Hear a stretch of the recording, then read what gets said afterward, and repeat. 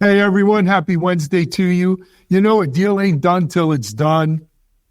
AI can boost the cloud, and this whole CrowdStrike thing just continues to be the gift that keeps on giving.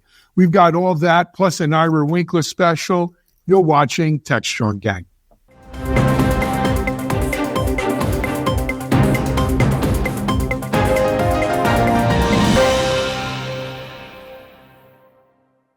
Hi, everyone. Welcome back here to Techstrong Gang. I'm Alan Schimmel. It's Wednesday, and we're glad to have you watching.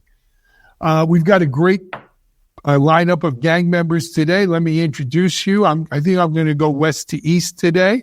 We'll start in the far west, where our analyst extraordinaire, based out in the Bay Area, joining us. It's our friend Cory Johnson. Hey, Cory, how are you? Glad to be here. Beautiful sunrise this morning here in San Francisco. It's great. Good. Glad to hear that. Moving on from San Francisco to crossing the Rocky Mountains to Denver is our CTO and CTA, Mitch Ashley. Hey, Mitchell, how's it going? Hey there, just partnering with Cory, holding up this side of the mountains over here. Try to keep the sun there for him, huh? That's right. Keep it blocked in. All right. And then moving south by southeast from San Angelo, Texas, it's our editor for both Techstrong AI and Digital CXO and so much more, our own Amanda Razzani. Hey, Amanda, how are you? Hello, doing well. Very cool.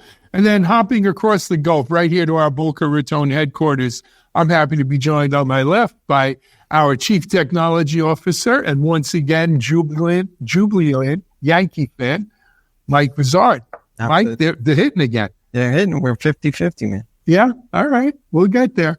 Anyway, we've got a great lineup today. I wanted to lead off, though. You know, buzz was pretty high. I guess it was 2 weeks ago when the deal was announced, or not a deal was announced. An intent for a deal was announced. Not even formally announced, actually. Just rumors they were talking. Well, no, it was made public. Yes and no. Well, in any event, what we're talking about is what was shaping up to be the largest acquisition Google had ever done. It's now a New York-based security startup, but I always knew them as an Israeli-based security startup, The Wiz.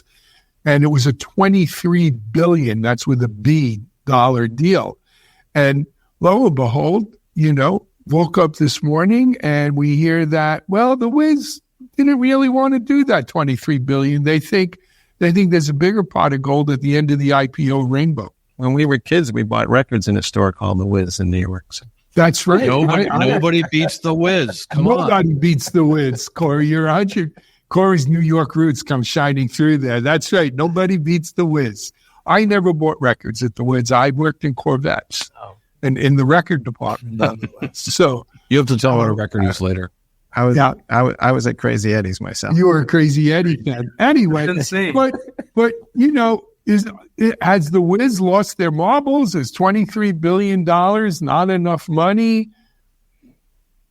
What do you think? Cory, jump in here because it's kind of, they were going for the IPO and I think that was a little out of fashion for a while. So our IPO's coming back. Reuters got a copy of a memo, an internal memo at The Wiz, that said, in fact, that they would pursue an IPO rather than do a deal with Google that had been reported to be $23 billion.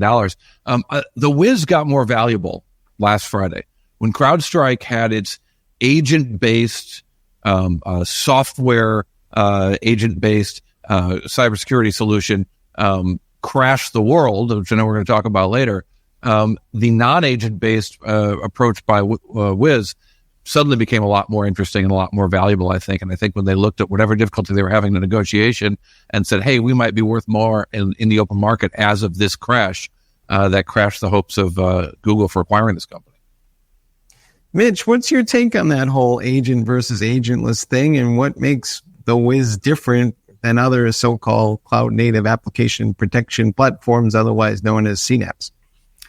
Well, I think it's part of the age and time when they built their products. Wiz is a much more recent company than CrowdStrike in terms of their technology. Not that CrowdStrike, their technology isn't old, but I totally agree with what Cory said that the outage with CrowdStrike kind of caused everybody to look at, all right, what do we do here? Do we make a switch? Do we need to bifurcate, have multiple solutions, whatever it might be? So being a cloud native security company, I think extends where they can go up the stack into the application, into Kubernetes, into containers and container orchestration, things like that, as well as, just applications that might be just containerized, et cetera, that aren't kind of true cloud native. But that's the advantage of CNAPP, is it kind of works across many types of applications. And they have a nice, I don't want to say broad portfolio, but they have a good portfolio of products. I think it's one of the reasons why it was so attractive to Google. But, they're attractive now as an alternative, certainly, to CrowdStrike. I always thought there was a trade-off between having an agent and being agentless, and that you gave up some functionality. And I guess agents you do have to deploy in a security context at the root of the operating system, which is, of course, at the heart of the CrowdStrike issue. But isn't there a trade-off there, or is agentless now just as good? There is. You can only do so many things from outside the system, which is what agentless is. So it's looking at ports and activities that are happening in and out of a device. In this case, what Falcon Sensor is doing is looking at the activities of the operating system, Windows itself. And that's what caused the corruption, was actually kind of think of it as a signature or pattern update to that sensor. And that caused some kind of protection exception and blue screen of death. But those are only things like, eBPF. You're only going to get that if you're on the box. You can't get those things elsewhere when you're agentless. Mitchell, you and I spent a lot of time in the agentless game, and then for many times, the agentless is just an agent by another name, right? You need some sort, or you used to need some sort of presence. Now, if you don't have a presence on an endpoint or on a device or on a system or on an instance, you need some choke point somewhere where you can control things, where you can see things, control things, what have you, if it's going to be proactive. So I don't get as hepped up on the agent versus agentless. I think it makes good fodder for mainstream media, but I think real security people know agentless, yeah, you could do a lot more with a true agent on a system, especially kernel level stuff, which is what we spoke about yesterday. But the Wiz has been on a little acquisition spree of their own prior to this Google deal. And they've really broadened out their portfolio. And, we're ripe. We're ripe for a new security company to come in here. So, over the years, it was Checkpoint and Cisco. And then the baton was passed to the next gen Palo Alto, right? It represents kind of that. And then, of course, we had CrowdStrike became... This is a presidential nominee passing the torch. Yeah, except, we're going to have an open nomination and the delegates will vote. But that nevertheless, I think, when you talk to people in the security business, insiders, they're somewhat, there's an acknowledgement that the Wiz is a great, great company and people want to hitch their wagon to it, including Google to the tune of $23 billion, obviously. Well, and now we've got Google shares up with the news that the merger is not going to happen as we might expect, up a little bit this morning, doing better than other major tech companies. But you struck on two things that I want to mention. First of all, since you made the joke about politics, there is a political angle here, which is to say that we know that under Lena Khan and the FCC, they have really scrutinized monopolistic companies like Google, who does searches that aren't on Google. The companies are going to face a lot more scrutiny than they have in the past. And there are even suggestions from J.D. Vance, should he become the vice president, that maybe a second Trump administration might also take a harder look at mergers that are seen as pernicious or exploiting monopoly power. And that's a changing environment that makes this kind of deal a little tougher. And maybe this was not at all a result to what happened on Friday. Maybe it was a result to what happened the previous week with the quote unquote Trump trade. And this is another aspect of that, with a belief that regardless who ends up in the White House at a deal like this might have trouble getting out the door. The valuation might have changed with the CrowdStrike attack, making the Wiz more valuable. And why would the Wiz want to go through that trouble? I think Silicon Valley has bought and paid the Trump campaign. they're not going to do anything against any of the tech companies. J.D. Vance is a vice president. It's a great office to go and get old and die. I don't think that the entire Silicon Valley has decided to vote one way or the other. A lot of them have. Cory, I want to ask you a question, though. Google had, or at least reportedly, tried to buy HubSpot. How come nobody wants this company's money? Again, I think it's going to be hard for them to get these deals done. And also, when we look at what Google's doing, we're talking about some real fundamental changes in what Alphabet that we once knew as Google, what kind of company this is. And one might reasonably ask the question, also with a change of CFOs going on at Alphabet right now, what is this company? And is this what Peter Lynch at Fidelity used to call de-worsification, where they see opportunities that have nothing to do with their core mission and just pursue them? Is this becoming a tech conglomerate, not a search engine company, fueling a data center business, fueling who knows what's next? Well, but this has been an ongoing thing, right? I mean, Google has always been searching for the next great thing. They used to have sort of their Hail Mary projects, right? They shut down the whole, I forgot the real name. It wasn't called Hail Mary, but Other Bets. They used to call Other Bets in the industry. They shut down most of their other bets. Look, they still have a beautiful balance sheet. There's a reason why their stock is what it is, but they're still ultra dependent on that search business. And Google Cloud is a viable business, I guess, though one might, they're considered in the top 3 or 4. But they're looking for new business. I mean, they've had a security play forever. Mitch and I have friends who used to work with us that work. They bought Mandiant? They did buy Mandiant, absolutely, which was a play. But I think long ago, bell of the ball in security. And he, in fact, here in the Ferry Building, I'm in San Francisco's iconic Ferry Building at this very moment, and I'm on the 3rd floor. On the 2nd floor, half of the 2nd floor is Google Ventures. They have a huge and very active venture capital arm, helping them try to make sure that they've got a stake in the next big thing, whatever that might be.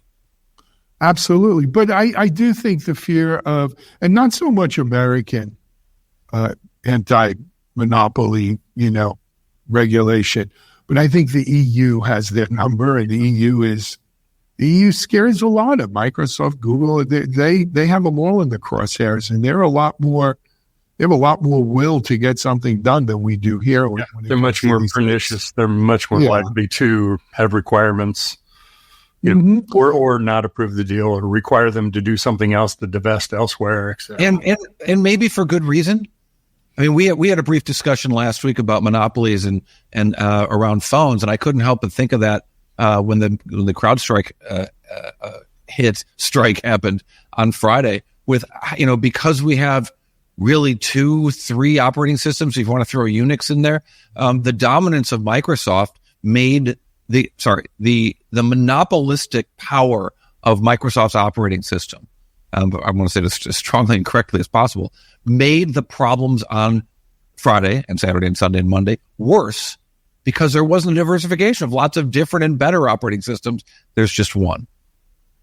Well, I think on the desktop, it's not what it was when we were younger, right? When Microsoft had 90% plus share. I think the Mac today has a decent share.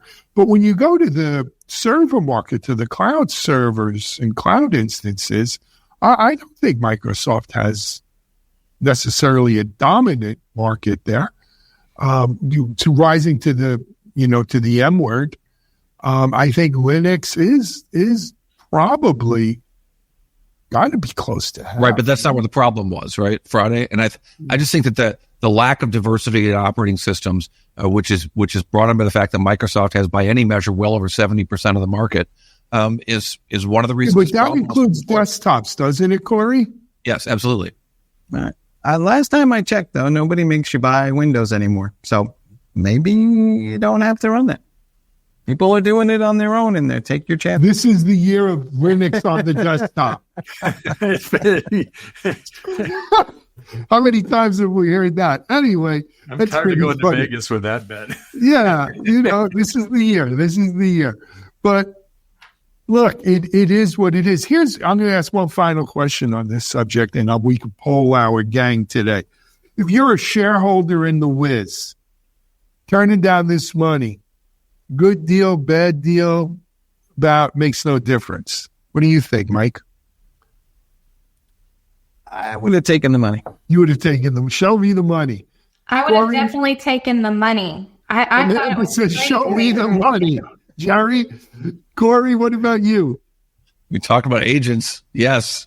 Tell your agent, show me the money. Look, what they would have gotten is Google stock, right, or Alphabet stock as a result instead of cash dollars. They're going to be locked up for another 6 months if they do an IPO. The IPO is probably 3 to 6 months away. So they're certainly taking a long-term bet on Wiz itself, or at least at a better offers around further down the line.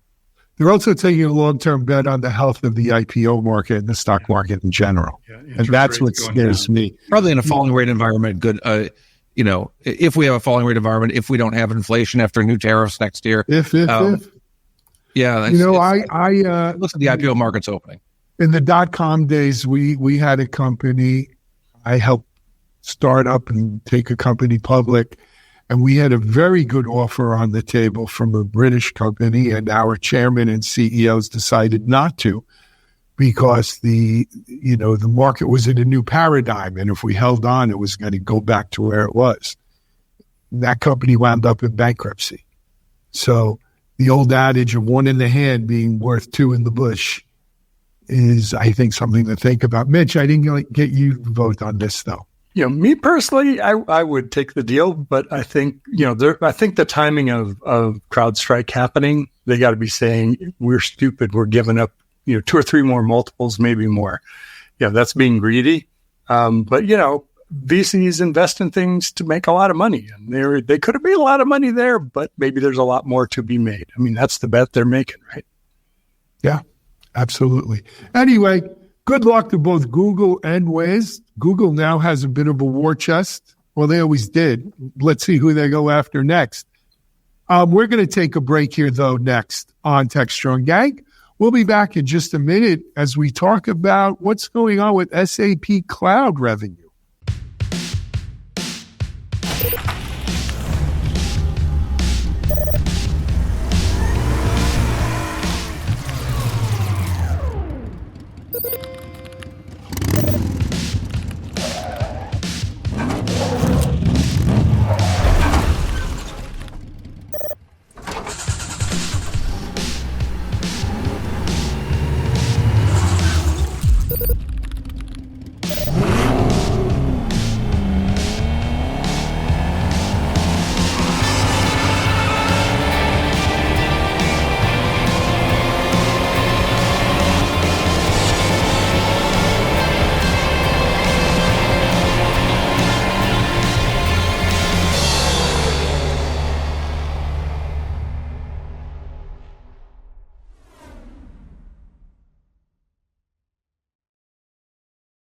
All right, folks, welcome back. And they say, well, SAP is back. They racked up some impressive financial results this week. And a lot of it has to do with them migrating folks to the cloud. And they also are claiming some AI capabilities. We'll dive into that in a minute. But to put some perspective on this a little bit, Daniel Newman, who is the CEO of the Futurum Group, recently did an interview with the CTO for SAP talking about all the quote unquote swarm of mosquitoes that are attacking the company from competitors in the AI space. So watch this for a minute. You mentioned the word platform. You said BTP, the business technology platform. The world is kind of looking at this moment. I alluded early on, Jürgen, to the great reset that is going on. AI is making every company on the planet sort of rethink who they're going to partner with, who's going to integrate for them, which ISVs will they work with, where will the data sit? Will they do it in the cloud, SaaS, some sort of hybrid iteration of it? SAP has hundreds of thousands of customers, 5 decades plus of experience. But at the same time, vendors are selling, hey, you can do this easier, different, simpler. It's the time to change. You're fighting to keep your customers and, of course, grow them. How's that strategy going? How are you keeping customers with SAP during this really important inflection? Some of our customer CIOs, they say, hey, there's like a swarm of mosquitoes attacking you. Everyone now claiming to do everything with Gen AI, everything easier, everything done. But you don't want to have a dozen or 100 POCs with different vendors and then trying to stitch everything together again. we know that this will cause such high integration costs and data consistency issues, etc., then you rather want to pick a few partners, SAP being one of them, such that you can rely that latest Gen AI capabilities are being infused into the enterprise applications where Gen AI is needed and relevant for the end users. And we're back real quick, but Cory, I'd love to get your take on what's going on with SAP. There are a lot of fans of SAP, and then there's a lot of folks who say, well, they haven't really done anything interesting since they built the HANA database, and I think that's now a decade old. So what's your take? Yeah, I mean, I mentioned the HANA database. I'm thinking of a time that I interviewed Safra Katz, the CEO of Oracle, and she was referring to their purchase of Concur and saying, what are they going to buy next? Dairy Queen? Who cares? It was one of my favorite quotes ever. Safra's just great if you can get her going. But, the SAP reported what I thought was a super interesting quarter that represents a big turnaround. This represents part of a big turnaround for this company. And that really is their shift towards the cloud. We're so excited about AI right now. We forget about this giant legacy shift still happening from legacy systems to the cloud. And I think that's because we're so US centric, as we would be here in the US, that we forget about what's happening in the rest of the world, in Europe, in Asia. And SAP has a significant market share there, one of the 5 largest tech companies in Europe, and the largest software company in Europe, well, second to Siemens. And when you look at what they're doing, they're really doubling down on this cloud growth and using AI as tools, essentially co-pilots, a phrase that they use is in addition to Microsoft's use of the same phrase for the same thing. AI co-pilots that sit with all their cloud-based software, which is seeing really strong, better than 25% growth, where they've got 5% shrinkage in their legacy software business. And as we all know from Seinfeld, shrinkage isn't good. Not just Seinfeld. But, if I could weigh in on that one, I think all of us, mostly the people on the gang, our gang members here, we live in a bubble. We're in that gadget boy, gadget gal, early adopter kind of thing. And what's the new hot thing? And cloud's old school. Everybody knows about cloud. AI is really cool. What's next after AI, right? And we tend to lose sight of the fact that, when you look at the classic crossing the chasm model, right? And where the adoption, where the meat of the market is, SAP, the very definition of big enterprise kind of company,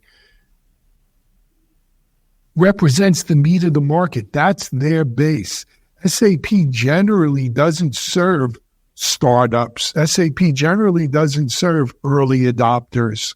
That's not their market. Their market is that big-time old enterprises that have a lot of, it's hard changing course.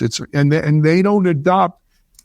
They're not in the laggards per se, but they're in that second 35% of the mainstream that are later adopters.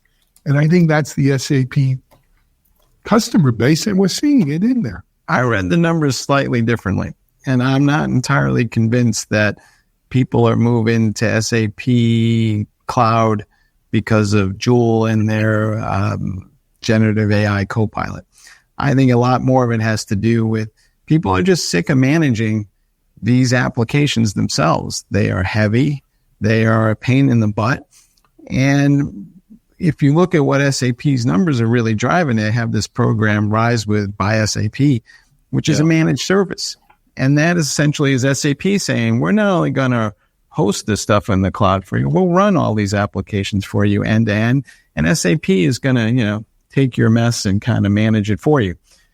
And the truth of the matter is most of these SAP installments for the last 20 years are something of a mess. People are 5, 6, 7 versions behind on each different instance of SAP that they have. And it's difficult to manage. It's painful. Most of what SAP has that's of value is in is structured data sitting in an ERP kind of application. So I'm not sure I'm buying that this is going to be at the forefront of AI innovation, but maybe we'll see. But for the most part, it just seems to me somebody turned the rudder on this ship about 4 years ago, and now it's finally the inertia. And the end of the bow is finally coming around. So I'm kind of I think you're right.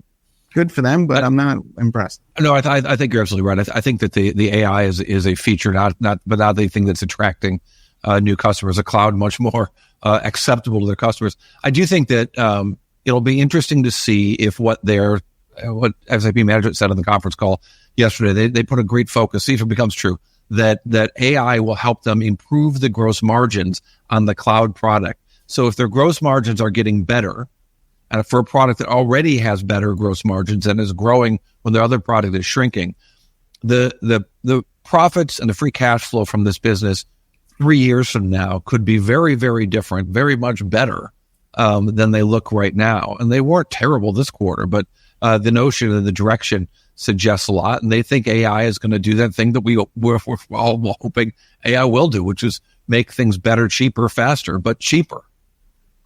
I think you hit on something too there, that we underappreciate the drag of all the customization that's been done on each of these SAP. That's why they take 5 to 7 years to install. By the way, never be the first project manager on an SAP implementation or any ERP, not picking on them specifically.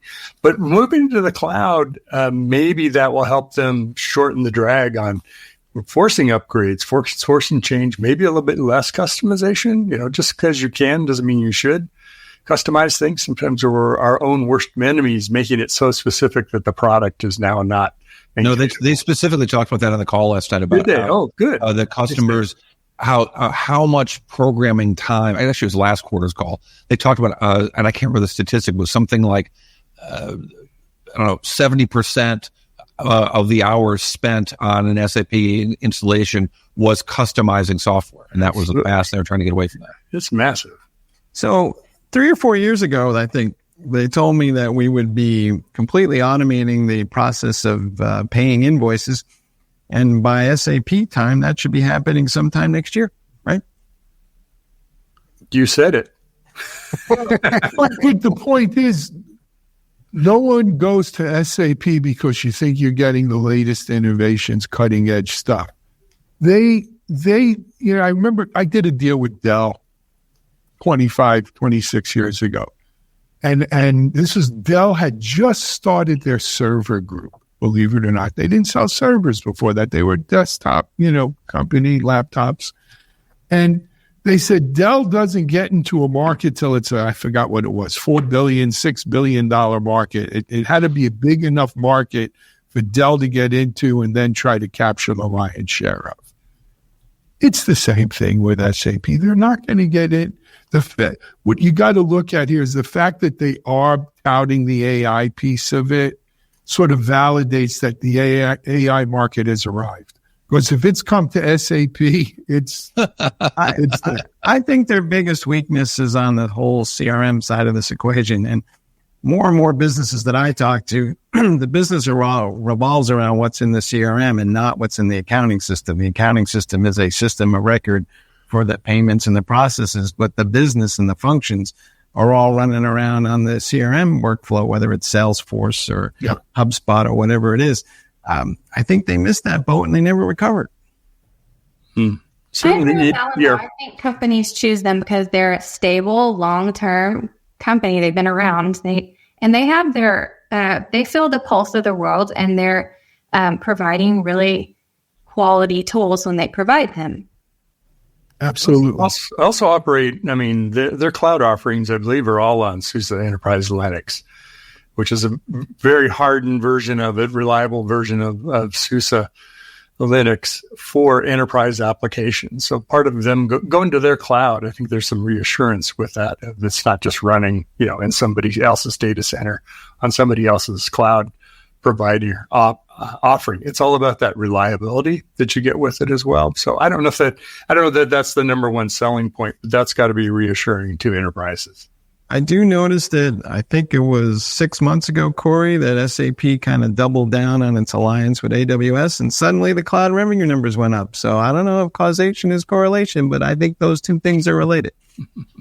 They're doing the right partnerships, it seems like, and again, it's not a one quarter phenomenon. You see this going on over the course of the last really 2 years. It looks like it needed to be done. There was, if you go back about 3 years, there was some reclassification of some numbers that might have moved some products that were more cloud-like into the cloud reporting, which made the cloud numbers start to look better. But the fact is, it's 50% of their business now, and growing fast. I would just say the most exciting thing about SAP over the years has always been Hasso Plattner. He just retired formally, and he was one of the more entertaining people in this business, and he did a lot for this industry. So hats off to Hasso, and we'll miss you. That's a good way to end this segment here on Techstrong Gang. We're going to take a break. We're going to come back, as I mentioned at the top of the show. This CrowdStrike thing is just won't go away. We're going to take another angle on it in just a minute. You're watching Techstrong Gang. I'm Bonnie Schneider, sustainability contributor to the Techstrong Group. I'm excited to introduce you to a groundbreaking new initiative from Techstrong Research, the Sustainability Pulse Meter. The Pulse Meter offers valuable insights into how environmental responsibility factors into tech purchasing decisions for key players in the industry. Position your company as a leader in the industry and differentiate from your competitors with the Sustainability Pulse Meter, offered exclusively from Techstrong Research. All right, folks, we're back into Alan's point earlier. Yes, it is the gift that keeps on giving, this CrowdStrike thing. Apparently, every lowlife on the planet is now coming out from underneath the floorboards and starting to offer people fake help to resolve their issues, and it's all part of a larger scam, and they're basically trying to steal your money and all this other stuff. I kind of wish, and maybe this is never going to happen, but maybe there should be like an Angie's List for IT service providers where they're certified somewhere, and I can say, hey, you know what? You can trust these guys versus all these other idiots that are in your email. But is that a wishful thinking? Actually, there are sites like that. Mitch, what was the censure? Okay. Well, Mitch, wasn't there like a security company where it was kind of crowdsourced, but they rated? Oh, yeah. I know who you're talking. It's not bad security list. Something else. I know who you're talking about. I can't think of it at the moment. The guy who's now CISO at Akamai was Bose, was the CTO. The marketing on this must have been tremendous because you can't remember the name of this guy. No, it was. I'm old and I forget stuff. But here's the deal. I'm reminded, Abba Eban, a famous Israeli politician, once said of a people, they never miss an opportunity to miss an opportunity. It's the exact opposite when it comes to hackers and scammers.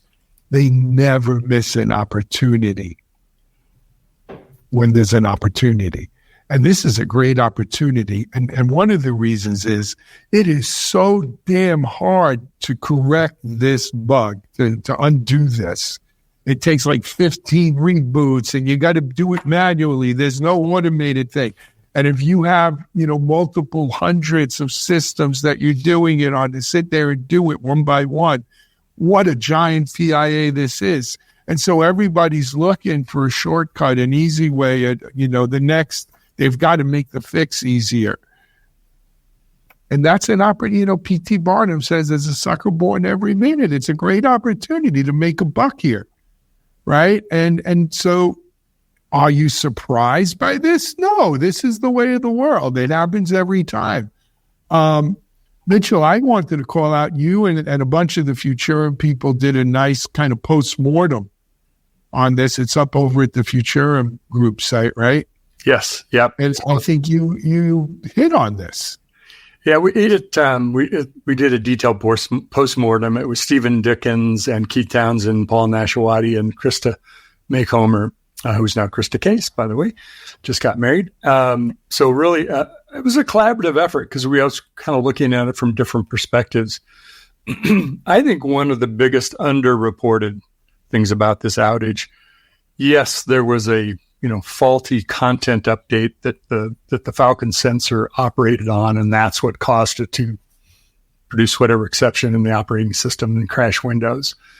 The bigger thing to me is, bugs happen, right? Things will get out. And I'm not saying that it's okay just for that to float out. Yes, they need to fix that. What strikes me is how widespread this patch was pushed out before we knew there was a problem. What kind of staging was done, what kind of A/B testing. When you're CrowdStrike or any other company that's running on that many systems, and especially at the operating system level, and you're pushing out an update, yes, you're confident in your processes, but I think you always want to be cautious and do a phased, gradual rollout of that, because by the time we knew there was an issue, it was everywhere, right? It hit Australia, it hit Europe, it hit the U.S. Globally. So I think that's the biggest thing, is kind of go back to your DevOps release cycle and your release process and your stage testing for any kind of it goes for the content updates as well as the code, which is in this case wasn't actually code. It was the file that reads in these parameters that tells us what to look for security issues in the OS. And I think that's one of the big things that came out of our post-mortem. Paul Nashwati spent some time talking a lot more about kind of the DevOps processes and things to help shore that up. And of course, testing as well. So it just points out even the mighty can fall and make some basic mistakes. And it's always fundamentals that get you.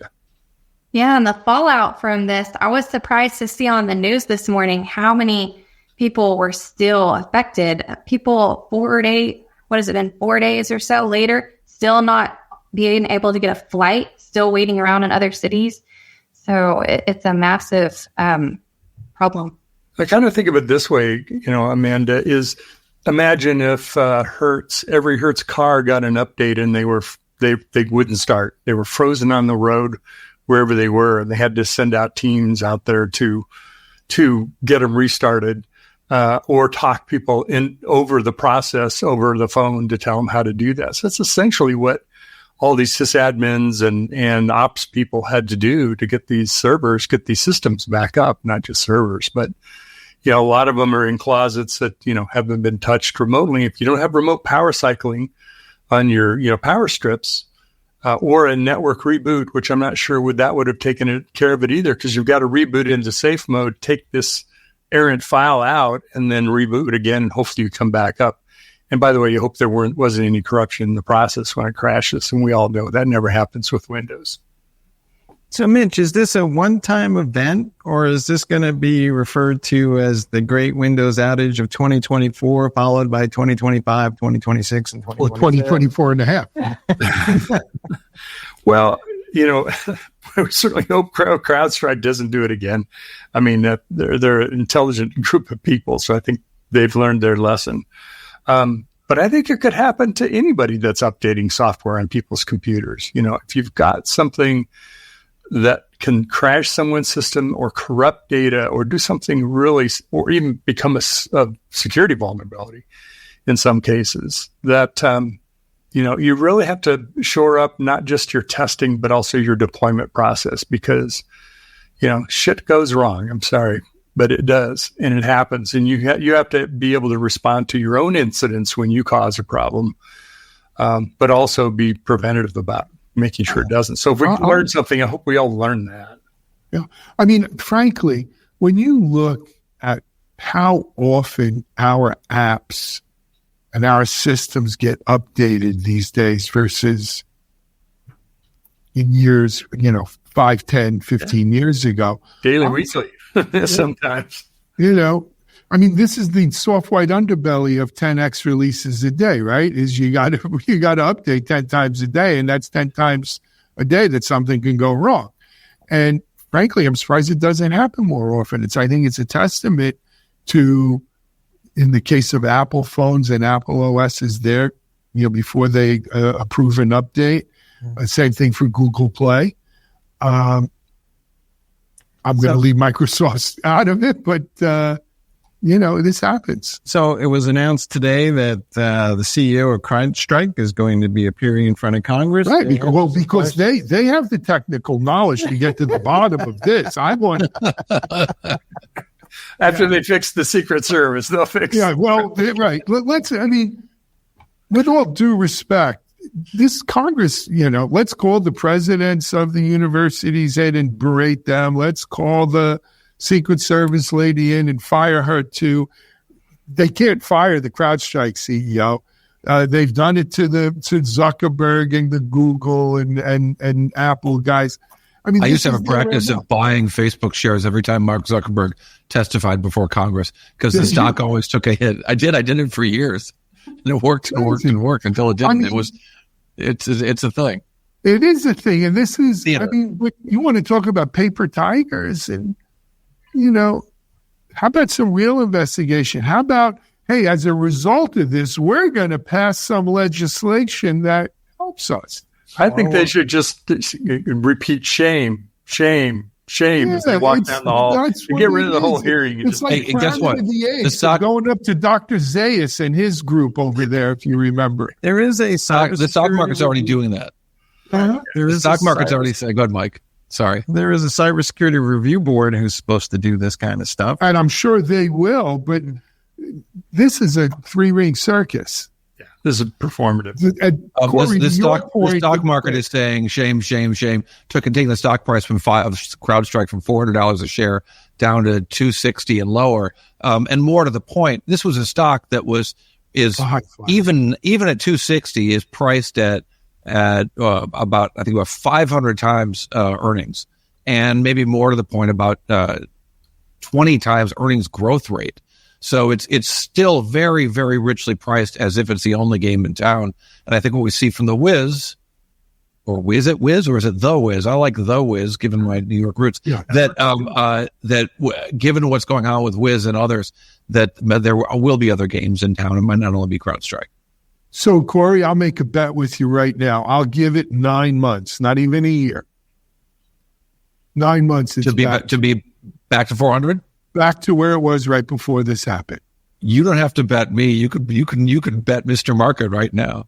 I might have. Hey, I looked at it for me too, but at 511 times earnings, at 22 times earnings growth rate, no. I mean, but that's the market, right? Too many tech companies have ridiculous valuations like this. But historically, we have seen that victims of breaches and companies that were involved in breaches, the market has a very short memory for that. Very short memory. That it doesn't stick. You know what I love? I love a good circus. You love a good circus. Okay.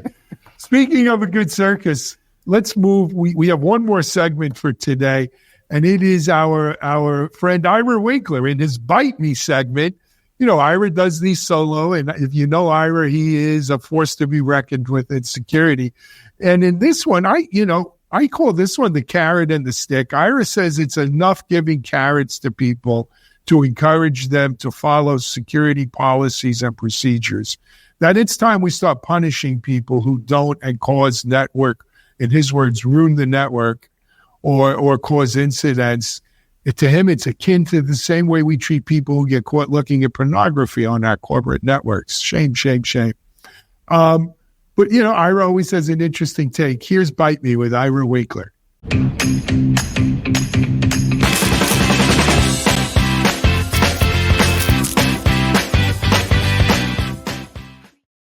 Hi, this is Ira Winkler with today's episode of Bite Me. And what I wanted to address today, there's the concept I was originally going to address is you can't blame the user. Hell yes, you can blame the user. And I'll talk about that in a different video, because what came up when I was thinking it through that's more important is fundamentally, it's like when you give awareness and everything and you're trying to get people to behave right and everything like that, you act like it's the user's choice whether or not they want to go ahead and do the right thing. Fundamentally, that is so screwed up. You don't see users going ahead and doing things just because they think it's a good idea with regard to, for example, filling out a time card. When you want to go ahead and have employees fill out a time card, they don't get paid if they don't fill out the time card or whatever completing the online system is. If you want people to go ahead and do things and create a proper, safe physical environment, you walk around and you have them create a proper, safe physical environment. And if they don't, you punish them. One thing, for example, that I see, and clearly, you don't want people looking at porn in the workplace. You look at porn in the workplace, and fundamentally, people get fired if they look at porn in the workplace. That is the enforcement mechanism. That is the awareness. It is bad to look at porn in the workplace. And I'm not saying, but let's encourage them not to do that. There is no such thing as encouraging people not to do harassing things. You tell them not to do harassing things, and if they do that, you fire them. Now, I'm not saying everything is a fireable offense with regard to cybersecurity, but fundamentally, we act like we are completely impotent in having people do the right thing with regard to cybersecurity. Please have a good password. Please don't let your data be exposed. Please don't do that. Please don't go ahead and share your password, or please don't reuse your password. When did we start to agree that putting the company at critical risk is gonna be okay, or, well, it's just something we discourage, or we encourage them to do the right thing, because if they do the right thing, they'll feel good about it. This is just flat out wrong. In cybersecurity, we need to make cybersecurity practices the default. For example, you do go ahead and you say, hey, wait a second. If you leave your password on a sticky paper, you could be fired theoretically. And it should be considered as bad as looking at porn in the workplace. Yes, there's a different connotation to it, but when did going ahead and, for example, downloading your own software, which has happened because people wanted to watch movies in the workplace, and when did that become okay to download their own software? It should be a clear violation. We can't go ahead and say, well, we'll just encourage the user better next time. We have to go ahead and enforce the policies like they have teeth that we have created in cybersecurity. We did not go ahead and create these policies just to be a pain to everyone else. We created these policies because they have a purpose of protecting the company, protecting the customers, and protecting everything else within the organization.